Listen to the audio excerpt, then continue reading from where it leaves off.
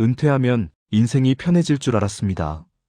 그런데 이상하게 마음은 더 허전해졌습니다. 시간은 많아졌는데 왜 하루가 이렇게 길기만 한지, 아무 문제도 없는데 왜 마음이 자꾸 가라앉는지, 잘 살아온 인생인데 왜 만족이 안 되는지, 이런 질문들이 문득문득 올라옵니다. 이 영상은 다시 바쁘게 살자는 이야기가 아닙니다. 이 공허함을 조금 이해해보자는 이야기입니다. 이 채널은 은퇴 후 새로운 성공을 강요하지 않습니다. 인생 후반의 마음을 정리하는 공간입니다. 이런 이야기가 필요하신 분이라면 구독과 알림을 켜두시면 좋겠습니다. 물론 선택은 여러분의 몫입니다. 우리는 오랫동안 은퇴를 목표처럼 생각해왔습니다. 은퇴하면 편해진다고, 자유로워진다고, 이제 내 시간을 갖게 된다고 믿었습니다. 그래서 열심히 일했습니다. 아이들을 키웠습니다. 집을 장만하고, 빚을 갚고, 노후를 준비했습니다. 그리고 드디어 은퇴했습니다. 그런데 이상합니다. 출근하지 않는 아침이 낯섭니다. 알람을 맞추지 않아도 되는데 일찍 눈이 떠집니다. 일어나서 뭘 해야 할지 모르겠습니다. 커피를 마시며 창밖을 봅니다. 사람들은 출근하고 있습니다. 나는 그냥 여기 앉아 있습니다. 할 일이 없어서 괜히 약속을 만듭니다. 친구를 만나고, 등산을 가고, 취미 활동을 합니다. 그런데 그 시간이 끝나고 집으로 돌아오면 다시 허전합니다. 텔레비전을 켜둡니다. 화면을 보지만 무슨 내용인지 잘 들어오지 않습니다. 그냥 소리가 있는 게 좋아서 켜둡니다. 그래도 이 정도면 잘 산 거지. 이런 혼잣말을 합니다. 실제로 잘 살았습니다. 큰 문제 없이 여기까지 왔습니다. 자녀들도 잘 키웠습니다. 경제적으로도 큰 걱정은 없습니다. 건강도 나쁘지 않습니다. 그런데 왜 마음은 이렇게 비어 있는지 모르겠습니다. 자녀에게 괜히 서운해집니다. 전화를 더 자주 해줬으면 좋겠는데 바쁘다고 합니다. 배우자에게도 짜증이 납니다. 별것 아닌 일로 다투게 됩니다. 사실 화가 난 건 아닙니다. 그냥 마음 둘 곳이 없는 겁니다. 우리는 왜 은퇴를 문제가 끝나는 시점으로 생각해 왔을까요? 일하는 동안에는 목표가 있었습니다. 월급을 받아야 했고, 승진을 해야 했고, 프로젝트를 끝내야 했습니다. 집에 돌아와도 할 일이 있었습니다. 아이들 숙제를 봐주고, 학비를 걱정하고, 집안일을 처리했습니다. 바빴습니다. 힘들었습니다. 그래서 이렇게 생각했습니다. 이것들만 해결되면 행복할 거야. 그런데 막상 해결되고 나니 행복은 오지 않았습니다. 대신 공허함이 왔습니다. 왜 그럴까요? 우리는 문제를 해결하는 데 익숙했지, 아무 문제가 없는 상태에는 익숙하지 않았기 때문입니다. 직함이 있을 때는 내가 누구인지 알았습니다. 회사의 누구, 팀의 리더, 프로젝트 담당자, 역할이 있었습니다. 그런데 은퇴하면 그 역할이 사라집니다.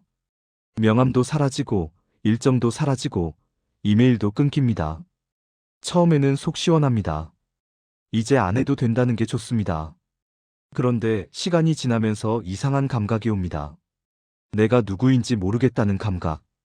무엇을 향해 가고 있는지 모르겠다는 감각. 하루를 마치고 나서 뭘 했는지 기억이 나지 않는 감각. 이건 나약함이 아닙니다. 실패도 아닙니다. 인간의 마음이 원래 그렇습니다. 목표가 있을 때 우리는 앞을 봅니다. 오늘 할 일, 내일 할 일, 다음 달에 이뤄야 할 것. 시간은 계획으로 채워집니다. 마음도 바쁩니다. 불안하고 조급하고 때로는 힘들지만 그 안에서 살아있다는 느낌을 받습니다. 무언가를 향해 가고 있다는 느낌. 그런데 목표가 사라지면 시간이 달라집니다. 앞을 볼 이유가 없어집니다. 오늘도 내일도 별반 다르지 않습니다. 그러면 마음은 갈 곳을 잃습니다. 방향이 없어집니다. 그래서 공허해집니다. 옛날 철학자 중에 이런 이야기를 한 사람이 있습니다. 인간은 원하는 것을 갖지 못할 때 고통스럽고 막상 가지고 나면 권태로워진다고. 우리는 평생 무언가를 향해 달려왔습니다. 그걸 이루기 위해 고통을 견뎠습니다. 그런데 이렇습니다. 은퇴했습니다. 목표를 달성했습니다. 그런데 마음은 바로 안정되지 않았습니다. 오히려 어디로 가야 할지 모르겠습니다. 욕망이 사라진 자리에 평화가 온 게 아니라 허전함이 왔습니다. 이 공허함을 무언가로 채워야 한다고 생각하기 쉽습니다. 새로운 취미를 찾아야 한다. 봉사활동을 해야 한다. 여행을 다녀야 한다. 그런 조언들이 많습니다. 물론 나쁜 말은 아닙니다. 하지만 그것만으로는 부족합니다. 공허함을 없애야 할 문제로 보면 계속 채우려고 합니다. 그런데 채워도 다시 비어버립니다. 왜냐하면 공허함은 무언가가 부족해서 생긴 게 아니기 때문입니다. 공허함은 삶의 속도가 바뀌었다는 신호입니다. 인생이 고장난 게 아니라 다른 방식으로 살아야 한다는 신호입니다.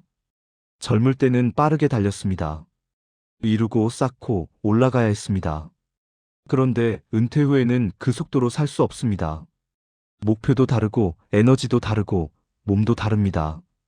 그런데 우리는 여전히 예전 속도로 살려고 합니다. 그래서 힘듭니다.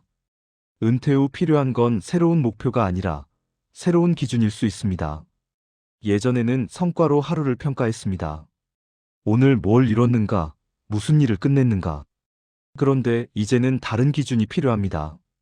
오늘 마음이 어땠는가, 누구와 이야기를 나눴는가, 어떤 순간이 편안했는가.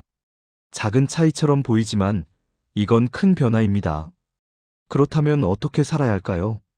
뭔가 거창한 실천법을 말하려는 건 아닙니다. 대신 몇 가지 생각해 볼 만한 것들이 있습니다. 첫 번째는 하루의 리듬입니다. 은퇴하면 시간이 자유로워집니다. 그런데 너무 자유로우면 오히려 흐트러집니다. 아침에 일어나는 시간도 제각각, 밥 먹는 시간도 대충, 자는 시간도 들쭉날쭉. 그러면 하루가 뭉개집니다. 구분이 없어집니다. 그래서 더 허전합니다. 작은 리듬을 만들면 좋습니다. 꼭 엄격할 필요는 없습니다. 그냥 아침에 일어나서 창문을 연다든지, 커피를 내린다든지, 산책을 나간다든지. 반복되는 작은 행동. 그게 하루의 구조를 만듭니다. 구조가 있으면 마음도 안정됩니다. 두 번째는 사람과의 거리입니다. 은퇴 후에는 사람 관계도 달라집니다. 회사 동료와는 연락이 끊기고 친구들도 각자 바쁩니다. 외로워집니다. 그래서 억지로 사람을 만나려고 합니다. 그런데 억지로 만나는 사람은 오히려 더 지치게 만듭니다. 적당한 거리가 필요합니다. 가깝게 지내고 싶은 사람이 있으면 그 사람과 시간을 보내면 됩니다. 그런 사람이 많지 않아도 괜찮습니다. 한두 명이면 충분합니다. 그보다는 혼자 있는 시간을 편하게 느끼는 게 더 중요합니다. 세 번째는 혼자 있는 시간의 질입니다. 혼자 있으면 불안합니다. 그래서 자꾸 뭔가를 합니다. 텔레비전을 켜고 유튜브를 보고 스마트폰을 만지작거립니다. 그런데 그렇게 시간을 보내고 나면 더 허전합니다. 시간은 갔는데 남는 게 없습니다. 혼자 있을 때 조용히 있어 보는 겁니다. 아무것도 하지 않고 그냥 앉아있기. 차를 마시면서 창밖을 보기. 산책하면서 바람을 느끼기. 처음에는 어색합니다. 무료합니다. 그런데 조금씩 익숙해지면 그 시간이 괜찮아집니다. 혼자여도 외롭지 않은 순간이 생깁니다. 네 번째는 비교를 줄이는 태도입니다. 은퇴 후에도 비교는 계속됩니다. 누구는 여행을 다니고, 누구는 손주를 돌보고, 누구는 새로운 사업을 시작하고, SNS를 보면 다들 행복해 보입니다. 그러면 나만 이렇게 허전한 것 같습니다. 그런데 모두가 자기만의 공허함을 갖고 있습니다. 다만 말하지 않을 뿐입니다. 보여주지 않을 뿐입니다. 비교는 끝이 없습니다. 비교할수록 내 삶은 초라해 보입니다. 남의 삶을 덜 보고 내 하루를 더 보면 좋겠습니다. 여기서 스스로에게 던져볼 수 있는 질문 몇 가지가 있습니다. 하루 중 가장 편안했던 순간은 언제였나요? 누구와 이야기할 때 마음이 가벼워지나요? 무엇을 할 때 시간이 빨리 가나요? 나를 불편하게 만드는 건 무엇인가요?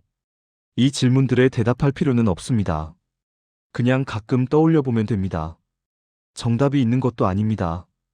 다만 자꾸 물어보다 보면 내가 어떤 사람인지 조금씩 알게 됩니다. 은퇴 전의 나가 아니라 지금의 나를. 은퇴 후 공허함에 대해 말하면 사람들은 이렇게 말합니다. 그건 적응 문제야. 시간이 지나면 괜찮아질 거야. 맞는 말입니다.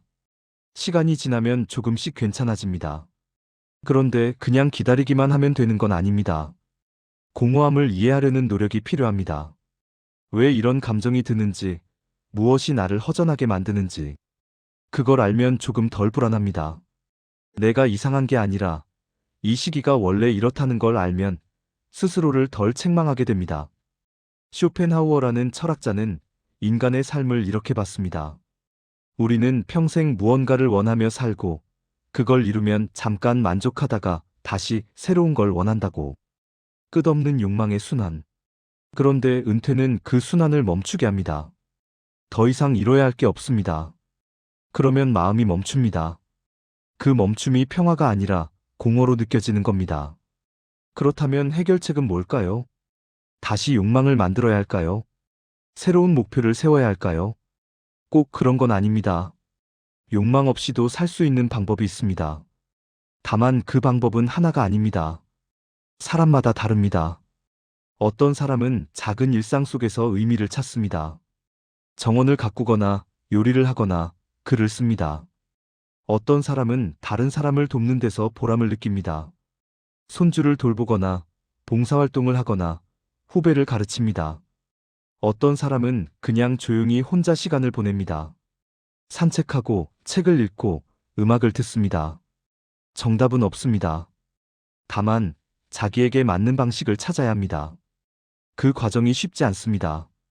시간이 걸립니다. 시행착오도 있습니다. 그래도 괜찮습니다. 서두를 필요는 없습니다. 은퇴 후 삶을 이야기할 때 사람들은 종종 이렇게 말합니다. 이제 진짜 내 인생을 살아야지. 그런데 진짜 내 인생이 뭔지 모르겠습니다. 평생 남을 위해, 가족을 위해, 회사를 위해 살았는데 이제 나를 위해 살라고 하니 막막합니다. 내가 뭘 좋아하는지, 뭘 하고 싶은지 잘 모르겠습니다. 그럴 때는 작게 시작하면 됩니다. 오늘 뭘 먹고 싶은지, 어디 가고 싶은지, 누구와 시간을 보내고 싶은지, 작은 것부터 선택해보는 겁니다. 그 작은 선택들이 쌓이면 내가 어떤 사람인지 조금씩 알게 됩니다.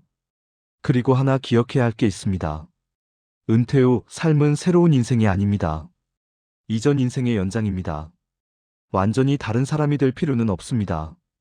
지금까지 살아온 방식, 쌓아온 가치관, 익숙한 습관, 그것들을 버릴 필요는 없습니다. 다만 조금씩 조정하면 됩니다. 속도를 늦추고 기준을 바꾸고 기대를 내려놓으면 됩니다. 공허함은 채우지 않아도 됩니다. 이해하면 됩니다. 왜 공허한지, 무엇이 나를 허전하게 만드는지. 그걸 알면 덜 불안합니다.